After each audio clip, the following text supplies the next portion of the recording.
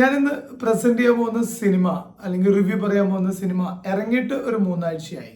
അപ്പോൾ ഒരു first review അല്ല. പക്ഷെ ഈ സിനിമ ഞാൻ വൈകിയാണ് കണ്ടത്.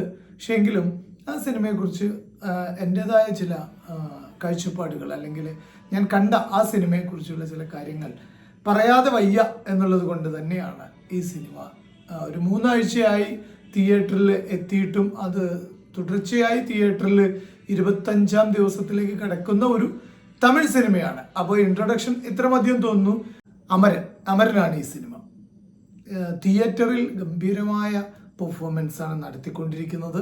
3 ആഴ്ച കഴിയുമ്പോഴും സിനിമ പ്രേക്ഷകർ നല്ല രീതിയിൽ ഏറ്റെടുത്തുകൊണ്ട് മുന്നോട്ട് പോവാണ്. മലയാളത്തിൽ പോലും ഈ സിനിമയ്ക്ക് 25ാം ദിവസത്തിലേക്ക് കടക്കുമ്പോൾ ഇപ്പോഴും തിയേറ്ററിൽ ഒരുപാട് ഷോകൾ ഈ സിനിമയ്ക്ക് വേണ്ടി മാറ്റിവെച്ചിട്ടുണ്ട്. തമിഴ്നാട്ടുകാരനായ മുകുന്ദ് വരദരാജന്റെ ജീവിതമാണ് ഈ സിനിമയ്ക്ക് പ്രമേയമായിട്ടുള്ളത്. മുകുന്ദ് വരദരാജന്റെയും അദ്ദേഹത്തിന്റെ ഭാര്യ ഇന്ദുവിന്റെയും മലയാളിയായ ഇന്ദുവിന്റെയും ജീവിതവും അവരുടെ ഔദ്യോഗിക ജീവിതവും ഇഴചേർത്തുകൊണ്ടാണ് ഈ സിനിമയുടെ പ്രമേയം അവതരിപ്പിക്കുന്നത്. എന്തായാലും ഒരു ജീവചരിത്രപരമായിട്ടുള്ള ഒരു സിനിമ എന്ന കൺസെപ്റ്റിൽ കൂടി നമുക്ക് ഈ സിനിമയെ എടുത്തു വെക്കേണ്ടതുണ്ട്.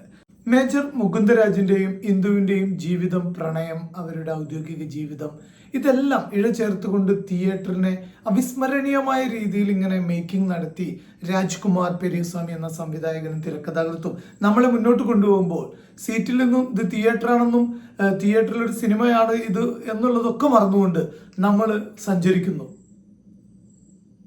ഇവരോടൊപ്പം. അതായത് നമ്മുടെ മുകുന്ദ് വരദരാജന്റെയും ഇന്ദുവിന്റെയും ജീവിതത്തോടൊപ്പം നമ്മളും സഞ്ചരിക്കുന്നു. അയാൾ പട്ടാള ക്യാമ്പിൽ എത്തുമ്പോൾ നമ്മളും ആ പട്ടാള ക്യാമ്പിലെ ഒരു ഭാഗമായി മാറുന്നു. അയാളുടെ കൂട്ടുകാരോടൊപ്പം നമ്മളും സഞ്ചരിക്കുന്നു. തീവ്രവാദികളോട് ഏറ്റുമുട്ടുമ്പോൾ അയാളുടെ ഭാഗത്ത് നിന്നുകൊണ്ട് നമ്മളും തീവ്രവാദികളോട് പോരാടുന്നു. അയാൾ കാശ്മീരിലെ ജനതയ്ക്ക് വേണ്ടി, അവരുടെ കുട്ടികൾക്ക് വേണ്ടി, വിദ്യാഭ്യാസത്തിന് വേണ്ടി സമർപ്പണം ചെയ്യുമ്പോൾ അല്ലെങ്കിൽ പ്രവർത്തിക്കുമ്പോൾ അപ്പോൾ നമ്മൾ അയാളുടെ കൂടെ വീണ്ടും നമ്മൾ ചേരുന്നു.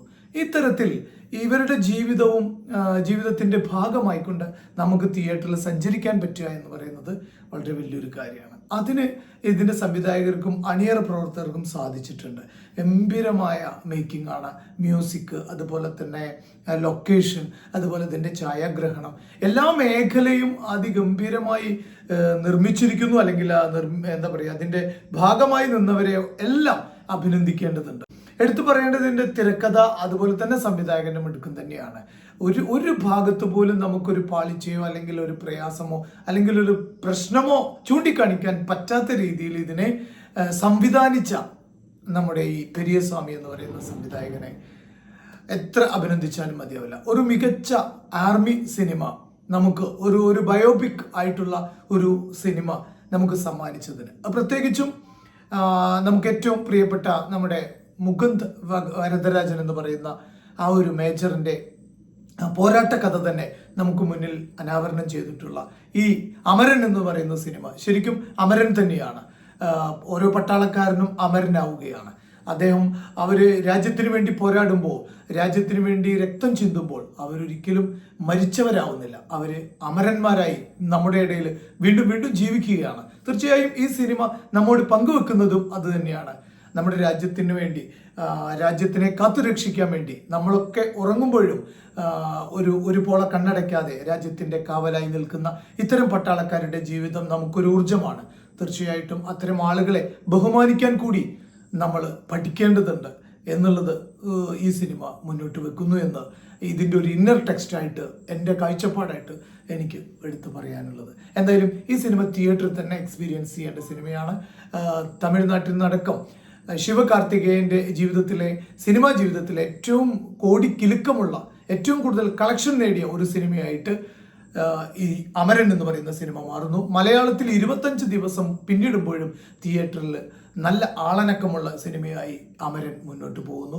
സായി പല്ലവിയും നമ്മുടെ ശിവകാർത്തികേയനും തകർത്ത് അഭിനയിച്ചിരിക്കുന്നു. എനിക്ക് തോന്നുന്നു ഒരു വേള സായി പല്ലവിയുടെ ഇന്ദു എന്ന കഥാപാത്രം അതിഗംഭീരമായ പെർഫോമൻസ് കൊണ്ട് ശിവകാർത്തികേയന്റെ പ്രകടനത്തെ പോലും മറികടക്കുന്നു എന്ന് തോന്നിപ്പിക്കുന്നതല്ല, യഥാർത്ഥത്തിൽ അവസാന ക്ലൈമാക്സ് സീനിലൊക്കെ നമ്മുടെ സായി പല്ലവിയുടെ അഭിനയം കണ്ട് ശരിക്കും ഞെട്ടിത്തിരിച്ചു പോകും. ഞാൻ സജസ്റ്റ് ചെയ്യുന്ന ഒരു നല്ല സിനിമയായിരിക്കും അമരൻ എന്ന് പറയുന്ന ശിവകാർത്തികേയൻ നായകനായ സായി പല്ലവി നായികയായി അഭിനയിച്ച അമരൻ എന്ന് പറയുന്ന ഈ സിനിമ.